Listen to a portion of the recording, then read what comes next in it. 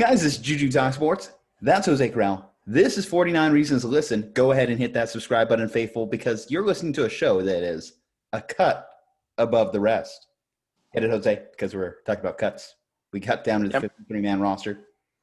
You got it. Dad jokes, puns. Mm-hmm. That's what I do, people. That's what I do. But on a serious note, we are down to a 53-man roster. Well, technically 52. They're saving one spot for Fred Warner, whatever he comes back from his little run with the COVID restrictions list. That was an interesting headline. Hopefully he's back by week 1. Fingers crossed on that regard. But, Jose, I'm going to start things off by reading off a list of the cuts to get down to that mark. So starting off, defensive line, Alex Barrett. Wide receiver, River Craycraft, a guy that Niners Twitter was a buzz about for at least one day at least. Cyprian, safety, Darian Daniels, Evan Foster, Ronas Grasu, Marquise Gray, Chase Harrell, so a couple tight ends. Tim Harris Jr. was actually a draft pick from a year prior. Jamichael Hasty, so a running back that a lot of people were really hyped on too coming into the camp, fast runner, but didn't get really a chance to prove himself just because obviously non-contact camp. We had Josh Hokett, who was the backup fullback with Kyle Juszczyk missing reps this offseason as well. Jawan Jennings, 7th-round pick from this year. Dante Johnson, cornerback. Jared Jones-Smith, Dion Jordan, 1st-round pick from a few years ago. He was cut. Cameron Malvu, Jared Maiden, Sean Poindexter, who might still return to our practice squad. Dakota Shipley, William Street, Jamar Taylor, cornerback. Joe Walker, linebacker, and Kevin White, who was just signed a few days ago. Out of those cuts, any surprise you? Any catch you off guard?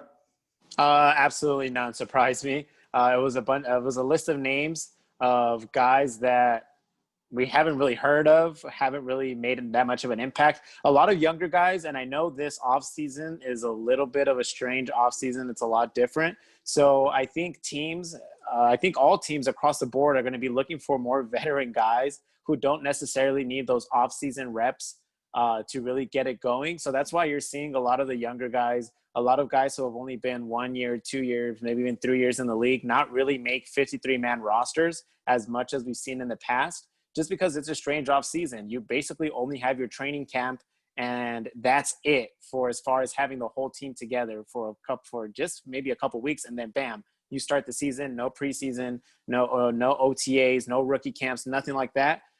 So no, I wasn't surprised at any.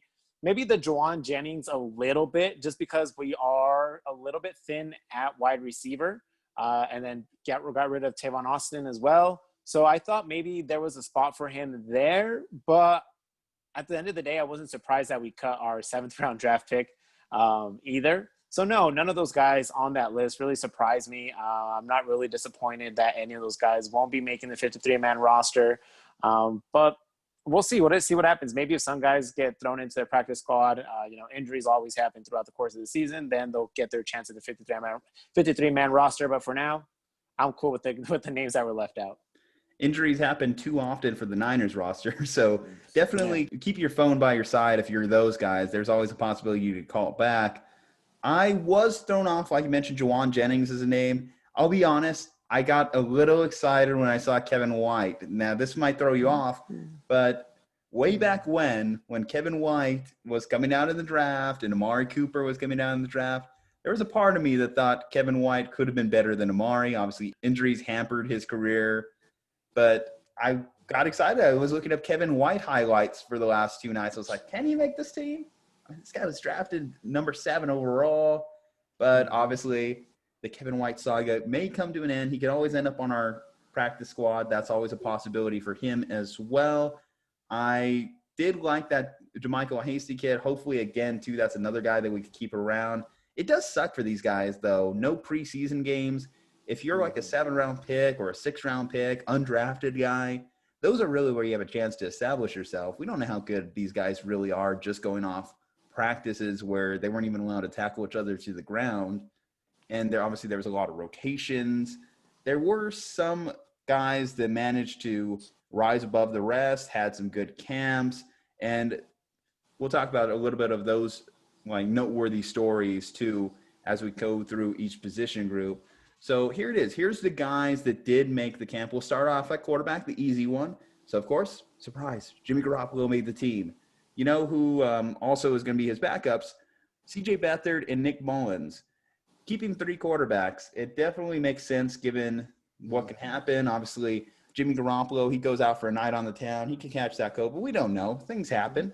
I guess it doesn't hurt that we have Nick Mullins and C.J. Beathard. Are you surprised that C.J. Beathard's still on this team, though, just in general? No, I'm not surprised at it at all, just because with the 53-man roster, what typically is 3 quarterbacks. You're going to include 3 different quarterbacks, especially because you mentioned it. The injury bug does kind of loom around during the regular season. So it's good to have 3 guys back there. Speaking of CJ Beathard, there's a lot of people saying maybe we could move him around for maybe a little bit of an upgrade at third-string quarterback. I saw a couple of people mentioning maybe send him to Miami so we get Josh Rosen and have the 3-headed monster of Josh Rosen and Nick Mullins and Jimmy Garoppolo. But, I mean, the fact that he's on the 53-man roster doesn't surprise me at all. You always want to have 3 quarterbacks in your 53-man roster. And Nick Mullins, we'll see. We haven't really seen him in 2 years now. So if Jimmy Garoppolo does go down, it'll be interesting to see what he could still provide for this team. I think Nick Mullins is still a noteworthy, worthwhile backup. C.J. Beathard, I think it's time to move on. We haven't really seen anything good from him in a couple years. I wouldn't mind the Josh Rosen thing. The problem is we know we have an established starter in Jimmy, and I don't think that Josh Rosen is the fit ego-wise behind that. That may be an assumption because obviously 2 years of game beaten down in Arizona and Miami probably have changed that guy's perspective a little bit. At running back, though, we have what do you call a 5-person backfield? I wanted to say trio, quartet. What's 5? Hexagon? I don't know. Anyway, Tevin Coleman, Raheem Mostert, Jared McKinnon, Jeff Wilson Jr., and Kyle Juszczyk, of course. So out of those 4 running backs up top, because we know what Kyle Juszczyk's role, who do you think has the opportunity to shine more? Do you think we're just going to roll with Mostert, or do you think one of these names may steal the majority of the carries? I actually think we could see something similar that we saw last year where all 3 guys were just getting as much, playing time as the other. Obviously, Raheem Mostert kind of exploded towards the end and kind of separated himself from the group a little bit towards the end of the season and in the postseason. But I wouldn't be surprised if for Jared McKinnon, I'm so excited that from what it seems like, he's healthy, 10 days away from like a week away from the season, that he's healthy. So I'm hoping that we could finally see him in a Niners uniform during a meaningful game. So maybe him. I think he could really provide something coming out of the backfield. He could catch the ball out of the backfield. I feel like Kyle Shanahan could use him in so many different ways coming out of the backfield in this type of offense. So I'm actually really excited for him. Tevin Coleman, I mean, he's just the guy who's always going to be there. Kyle Shanahan's obviously is a huge fan of him. That's why he brought him over from Atlanta. So I honestly think we're going to see a lot of what we saw last year. And Jeff Wilson Jr., maybe he could actually produce a little bit more too as well this year. So I think we're going to see a lot of the ball being shared in the backfield, kind of similar like we did last year, with maybe obviously Raheem Mostert getting a little bit more touches. But that's okay. That's okay, because if he could just continue to improve from what we saw the end of last year, then it's really going to be great to see what he could possibly do. But I think the way Kyle Shanahan runs his offense with his running backs, I think he likes to kind of share the load, and I think that's what's going to end up happening. Okay, let's talk about one of the Niners' most interesting position groups, one that we've definitely discussed ad nauseum on this show. So wide receiver. First-round rookie, Brandon Ayuk. We, of course, have Debo back. Exciting news. They're expecting for him to be on the field week 1. They activated him from the NFI list. We do have Kendrick Bourne. Dante Pettis made this team. Trent Taylor's on this team. Richie James Jr. is going to be on this team, so you can only assume that he's also going to be returning punts and kicks for us as well. Out of those 6, are you surprised any of those guys made the roster? No, I think whenever we first made our wide receivers to look at list way back when our channel first started, those were around like the 6 consistent ones that we've kind of looked at and we're like, okay, we could see a spot of them on the team. Dante Pettis, we were still kind of teetering, back and forth to see if he was going to make the team or not. But hey, he made it. Obviously, Kyle Shanahan sees something in him that he could probably use to the team's advantage. But now, like we mentioned it back then, this is his year. This is his year to really prove that he belongs on this team. We're going to have to see a little bit more productivity. Actually, no, scratch that. way more productivity than we've been seeing the past couple seasons with him. And hopefully it does happen. He's going to have his opportunities with this type of offense. And hopefully we do get to a point where he just produces a little bit more. Obviously, you got Deebo Samuel was, of course, going to make the team. Brandon Ayuk, first-round draft pick, was going to make the team. And then I'm still really excited about Kendrick Bourne. He finished the season great last year, so I'm really excited to see what he could do now with another year in the system, another year with Jimmy Garoppolo. So now that we actually have the solidified 6 guys we know are going to be there to start the season, I'm a little bit more at ease as far as the wide receiver position goes. And I'm just excited to see what Kyle Shanahan could do with these guys. Do you think this is a position the Niners try and upgrade at middle of the season, similar to last year? I think, yes. I think they're at least going to look at the fact – they're at least going to see, okay, who can we get? Who's out there during the trade deadline to see, okay, who can we pick up mid-season to give us kind of an Emmanuel Sanders effect. I don't expect there to be an Emmanuel Sanders type player available during the regular season this year. But if it feels like the offense needs a little bit of more juice, I feel like John Lynch will go out there to see what is available. Notable decision by the Niners to keep 4 tight ends. So, of course, star tight end George Kittle leading the pack. And behind him directly, you have Ross Dwelly, who started a couple games last year in Kittle's absence, and Jordan Reed, who was one of the Niners' more notable offseason acquisitions. A man who was basically on the verge of retirement due to his multiple concussion issues. And then the Rook, Charlie Warner, managed to make this team. Mm-hmm. Probably more of a blocking tight end at this moment. He also took some snaps at fullback, while Kyle Juszczyk once again missed reps during the Niners training camp. What did you think of the Niners' decision to keep 4 tight ends? Do you think it's just Jordan Reed insurance? I think it's a Jordan Reed thing. I feel like the fact that they even brought him into the team to begin with, that was the indication that they weren't going to cut him. You're not going to sign a veteran guy who, like you said, was on the verge of retiring to just go ahead and cut him during training camp. So, yeah, it was more of a Jordan Reed insurance. But even that group is talented in itself. There is a lot of talent, obviously, with what a lot of people think is the best tight end in the league in George Kittle. And then looking down that depth chart, I mean, you look at some guys that could actually play. So I wasn't surprised that there was 4 tight ends, especially because you mentioned some of them are just going to be used maybe just for blocking, which is okay, which is perfectly fine. So, no, I wasn't too surprised that I saw 4 tight ends in the roster. I'm looking forward to those 2 tight end sets, though, with the Jordan Reed, yes. George Kittle. I really want to see Kyle Shanahan's, machinations of his mind work on those plays, because I think it'd be fun. A lot of the reports about Jordan Reed was he was turning heads in practice and shaking guys out of their boots. So nice. Excited to see it. Hopefully that guy stays healthy. Offensive line, Mike McGlinchey, Trent Williams, Laken Tomlinson. So solidified starters there. Daniel Brunskill, Todd Compton, Ben Garland, Colton McKivitz, and Justin Skoll, who started a couple games at tackle for us in both Staley and McGlinchey's absences throughout the year. So a solid offensive line. We still would like more out of that middle of the unit. Obviously, in the Super Bowl, Chris Jones exploited our guards and center position. Weston Richburg, expect him to be back about week 6, week 8. Obviously, coming off a major leg injury last year that happened pretty late in the season. So wasn't expecting him to be back right away. Hopefully, he's that same guy.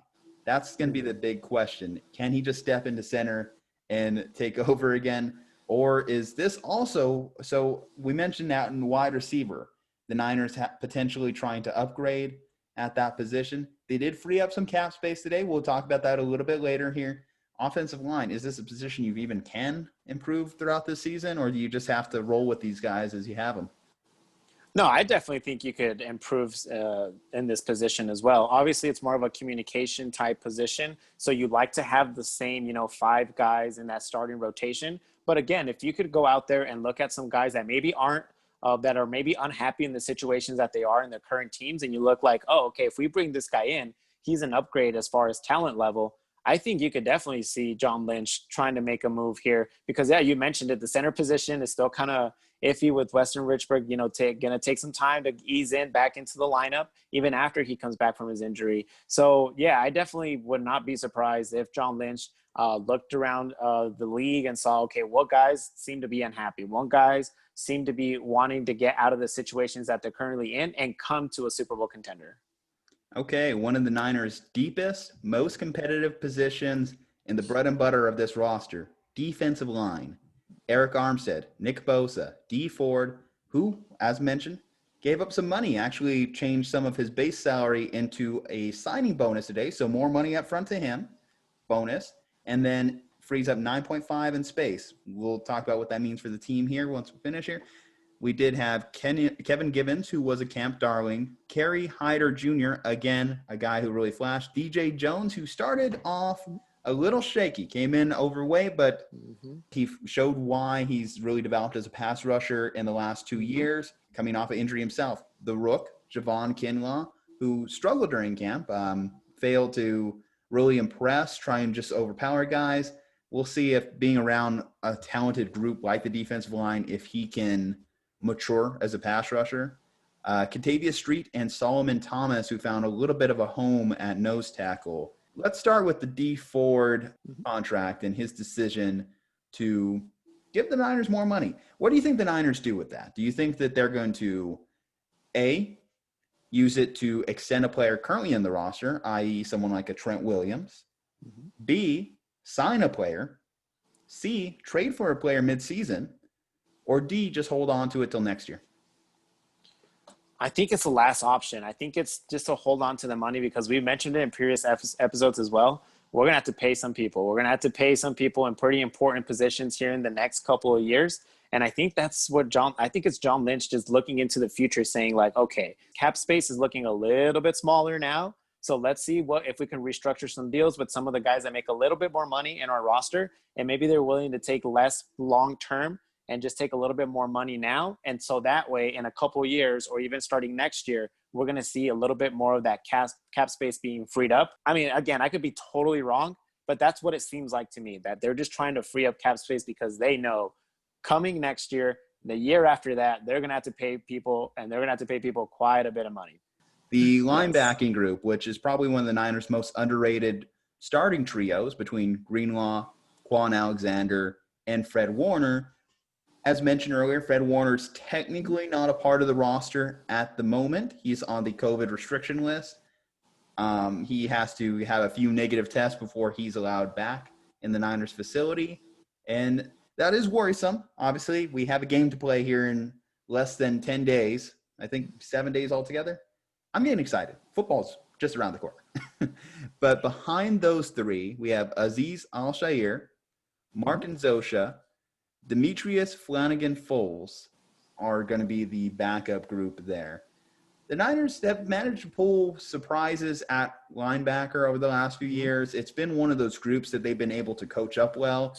I have no concerns about this group other than if Quan can stay healthy. He wasn't quite the same coming off the pec tear, but the fact that he even had the balls to come back after a pec tear and play in a tightly contested playoff run, I have all the respect in the world for that guy.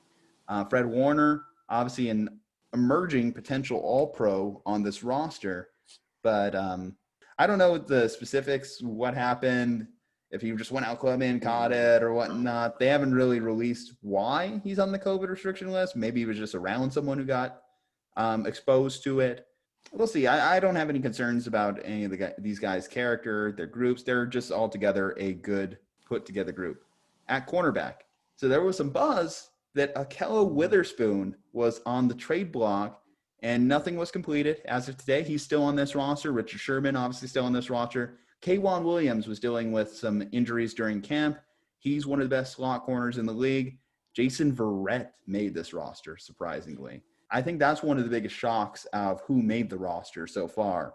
And then Emmanuel Mosley, so E-Man. So that second cornerback spot is still very much up in the air. The Niners were not able to make a decision out of camp, which is surprising that it wasn't as easy as cut Jason Verrett, because this guy has played, 5 games in his NFL career aside from one full season? That's concerning. And then he has a hamstring injury last I checked. Emmanuel Mosley, you would think probably would rise above to be the second starter in that group. Mm-hmm. But I think it's interesting how we still don't have any real answers at that spot. I'm going to leave it between Akello and Emmanuel. Who do you think wins that job at this year? I think definitely you're going to see Emmanuel Mosley starting week 1 just because of how the season ended last year. Obviously, when Akello Witherspoon came back in the postseason, he had a very sketchy start against Minnesota. Stephon Diggs just completely burned him, and we never saw Akello Witherspoon really much in the postseason after that. So I think that in itself, you're going to bring that momentum from last year, and Emmanuel Mosley is probably going to get the first shot, but you never know. You never know what will happen during the middle of the season, during the regular season. If maybe Emmanuel Mosley has a little bit of a drop of play, he, maybe struggles a little bit. I hope he doesn't, because if he could be solidified as, quarterback number 2, then that'll just be better for the defense in general. That'll be way better for the secondary, because it'll be the same 4 guys without question starting week in and week out. So I'm hoping it'll be Emmanuel Mosley could stay, in form the way he kind of ended the season last year. But at the same time, if Akello Witherspoon shows up and, kind of has a little revenge toward himself and comes back and shows to be a little bit better, and he ends up being the guy, across from opposite of Richard Sherman, I wouldn't be mad at that either. So it is a little bit of a question mark to see who's going to be that number 2 guy. But maybe the competition between both of them will actually elevate each other and make him play better to whoever gets the shot. And if worst case, they all suck. There's a few names that were cut from other teams that the Niners may be interested in targeting. At safety, Jimmy Ward, Kwaski Tart, Tre'Davious Moore, and Marcel Harris. So all of these guys had nice key roles in 2019. Tre'Davious Moore, he obviously had a pick during the Super Bowl. Marcel Harris, some big plays throughout the season. One of his best coming in Baltimore. I remember a huge strip fumble of Lamar Jackson. The top 2 guys, their only concern, and obviously they've experienced a whole offseason of, are we going to go after Jamal Adams? Are we going to go after Earl Thomas? It's up to them to stay healthy this season, because the injury gods blessed the Niners last year in regards to their starting safeties. But over those guys' careers, they've been essentially Jimmy Glassbones Ward, and equally just Kwasi Tart. He's a big hitter, but sometimes he hits guys so hard that he actually hurts himself. Yeah. That's my only concern with the safety group. Do you have any notes on those guys? Other than the safety concerns, which are going to be there always in the safety position because it's such a physical position to play anyway, Kwaski Tart is looking jacked. That dude put on probably like 10 or 15 extra pounds, but that dude looks like he hit the gym every single day during quarantine. My guy looks freaking jacked, and I'm excited to see him play. And I'm excited that I think he's kind of taking that like a little bit like on an edge when it came to the Jamal Adams stuff, because obviously you were going to have to probably send either him or Jimmy Ward to get Jamal Adams. But he's like, hey, we don't need Jamal Adams. I got me. And the fact that he, in the offseason just got completely jacked, I'm excited to see what he could bring. And Jimmy Ward, the way he started his career as a Niner, being drafted more as a cornerback to now transitioning into the safety role, it's been really, really cool to see him still produce at a high level. And it was really, really cool of the team not to lose faith in him, because he did struggle at the cornerback position when in his first couple of years in the league. But now that he's found a home there at the safety position, it's really cool to see him kind of flourish into that starting role. So I'm not too concerned, but again, it's a really physical position, so you just never know. But I'm excited to see both of those play again this year together. And then, of course, closing out, Robbie Gould, Mitch Wisnowski, Kyle Nelson. So, I mean, solid, pretty standard, pretty good. Hopefully Robbie doesn't miss – Robbie was actually struggling last year. So I'm just going to say, considering he was the one kicker that actually held out, he held out on a franchise tag. Robbie, you better not miss a single kick this year, because you are paid, what, $5 million, I want to say, is his contract? Mm-hmm. If not, we will bring back the kid that missed the overtime kick against Seattle. What was his name? But I mean, Robbie, before that, he hit the game tire. The game tire, exactly. Yeah. It just that one in overtime.